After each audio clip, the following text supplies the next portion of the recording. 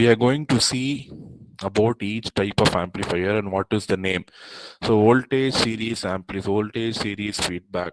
So voltage series feedback, from the name you can say the input side is going to have series mixing, the output side is going to have voltage sampling.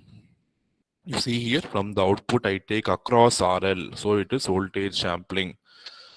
I am taking output from the output of amplifier across the load. And input side, you see, I am mixing it in series. You know, in series, voltage will be additive, current will be same.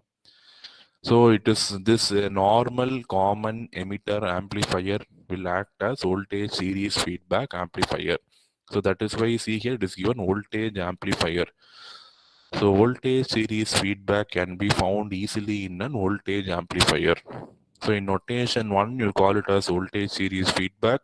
In notation 2, you call it as series shunt feedback. And I told you how to convert from notation 1 to notation 2.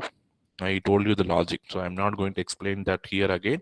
So remember, voltage series amplifier is a normal common emitter amplifier. It is an voltage amplifier. You know, whenever you hear the term voltage amplifier, naturally CE amplifier should come to your mind.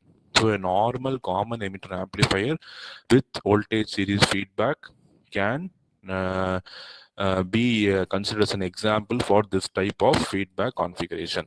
Okay, so in notation 1, it is called as voltage series feedback. In notation 2, it is called as series shunt feedback.